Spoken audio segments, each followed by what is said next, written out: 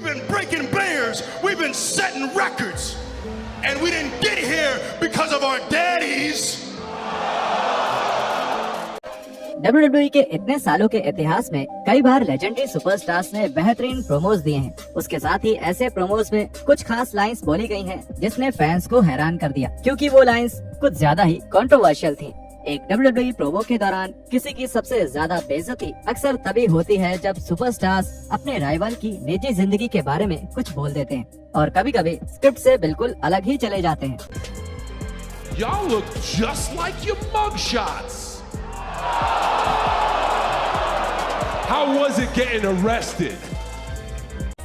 इसके अलावा कभी कभी फैंस भी सुपरस्टार्स की टांग खींचते हैं। पिछले कई सालों में बहुत सारे क्रिएटिव और बहुत ज्यादा बेइज्जत कर देने वाले फैन चैंट्स रहे हैं जिसने सुपरस्टार्स को ही हैरान कर दिया। लेकिन ऐसा कब कब हुआ था?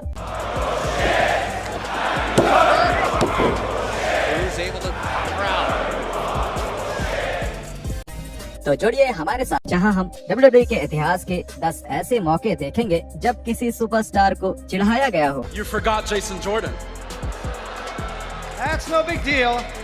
For years, Kurt kind of forgot about him too. Chris Jericho owns Stephanie McMahon. 2001 के समरस्लैम में सबसे बड़े मैचों में से एक था क्रिस जेरिको वर्सेस राइनो। ये मैच इन्वेजन स्टोरी लाइन के दौरान हो रहा था जिसमें जेरिको WWE की तरफ से थे और राइनो WCW और ECW की तरफ से लड़ रहे थे। इस मैच के बिल्डअप के दौरान रॉ के इतिहास के सबसे बेहतरीन प्रोमो देखने को मिले। राइनो स्टेफनी के साथ रिंग में मौजूद थे और जेरिको अपने समरस्लैम के ओपोनेंट से बात करने स्टेज पर आए। जेरिको ने कहा, I'm gonna take care of that smelly, nasty animal, and I'm gonna get you too, Rhino. Jericho की इस बात पर फैंस पागल हो गए क्योंकि ये सच में उम्मीद से परे था और बहुत चालाकी भरा कमेंट था। जिस तरह से स्टेफनी बिल्कुल हैरानी के साथ उनको देख रही थी, उससे ये पल और भी बेहतर हो गया। Please retire. फैंस की तरफ से प्लीज रिटायर का शोर जो 2015 के बाद से बिग शो के लिए बोला जा रहा था, वो बेशक WWE के नए जमाने की सबसे बड़ी बेइज्जती में शामिल है।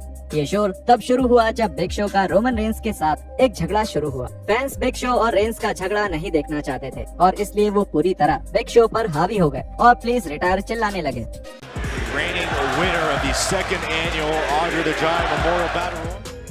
हालांकि ये काफी बुरा था, लेकिन ये पूरी तरह से दिखाता है कि इतने खराब मैच बुक करने को लेकर फैंस क्या सोच रहे थे। द मिरर के साथ 2015 के एक इंटरव्यू में बिग शो ने इन चैंट्स के बारे में अपनी राय बताई थी। मुझे लगता है मैं एक हील के तौर पर अपना काम कर रहा हूँ। मुझे लगता है ये भी फैंस का एक तरीका है मजा करने का। मेरा मतलब है कि साफ तौर पे मुझे लोग सड़क पर आकर नहीं बोलते कि मैं रिटायर हो जाऊँ। मुझे असल में ऐसे लोग मिलते हैं जो मेरे काम के लिए मेरी तारीफ करते हैं और उसकी इज्जत करते हैं। मुझे लगता है लोग बस मजे कर रहे होते हैं और जब भी वो ऐसा बोलेंगे तो मैं रिएक्ट करूंगा और उनका मनोरंजन करूंगा और उन्हें बताऊंगा कि मैं कहीं नहीं जा रहा। मैं एक बुरा आदमी बनूंगा और उस हिसाब से रिएक्ट भी करूंगा। What would your father think? Invasion story line के दौरान पॉल हेमन की WWE के चेयरमैन विंस मैकमैन के साथ जो बहस हुई थी, वो बेशक उस स्टोरी लाइन का सबसे मजेदार प्रोमो था। प्रोमो के दौरान हेमन ने विंस मैकमैन से पूछा कि जब से उन्होंने WWE को संभालना शुरू किया है, तब से उनके तरीकों के बारे में उनके पिता क्या सोचेंगे। ये प्रोमो हर तरह से बेहतरीन था और अपने समय से बहुत आगे भी था। प्रोमो में पॉल हेमन ने कहा, तुम्हारे पिता ने इस देश के हर प्रमोटर से हाथ मिलाया था और कसम खाई थी कि वो उनके खिलाफ कभी कंपटीशन नहीं करेंगे, कि उनका बेटा उनके खिलाफ कंपटीशन नहीं करेगा। और जब तुम्हारे पिता मरे तो तुमने कंपटीशन किया और तुम्हारे क्रूर, निर्दयी और सबको खत्म करने वाले एटीट्यूड के साथ तुमने सबको बिजनेस से बाहर कर दिया, है ना विंस? तुमने सभी को जमीन पर ला दिया और उनके आइडियाज चुराकर खुद को इतना अमीर बना लिया। और क्या तुम्हें पता है कि तुमने सबसे ज्यादा किसके आइडियाज चुराए हैं विंस? मेरे।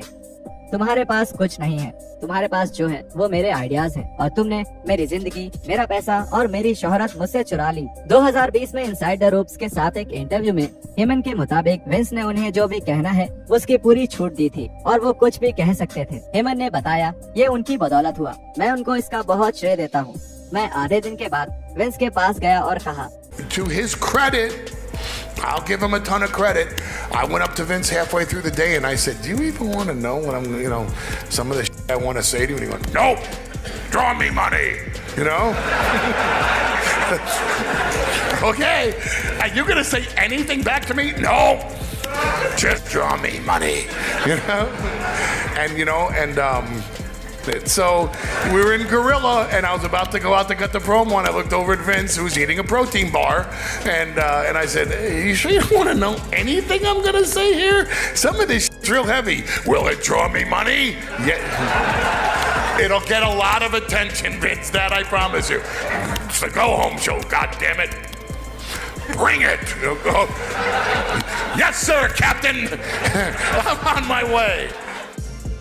John Cena verbally owns Roman Reigns.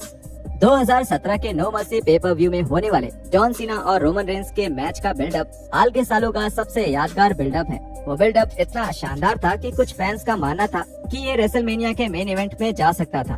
जब दोनों रेसलर्स प्रोमो बना रहे थे तब रोमन रेंस रिंग के बीच में ही अपनी लाइंस भूल गए, जिसके बाद सीना ने कहा, It's called a promo, Shut kid. your And mouth, if you want to John. be the big dog, you're going to have to learn how to do it. So go ahead. Reigns को इस वक्त तक अपने promos में हमेशा ही दिक्कत रहती थी और इस बात के लिए जब सीना ने उन्हें ये बातें कही तो ये काफी बड़ी बात थी और रेंस सच में इस बात से बहुत अनकंफर्टेबल लग रहे थे कि उन्हें ऐसे बीच रिंग में किसी ने एक्सपोज कर दिया।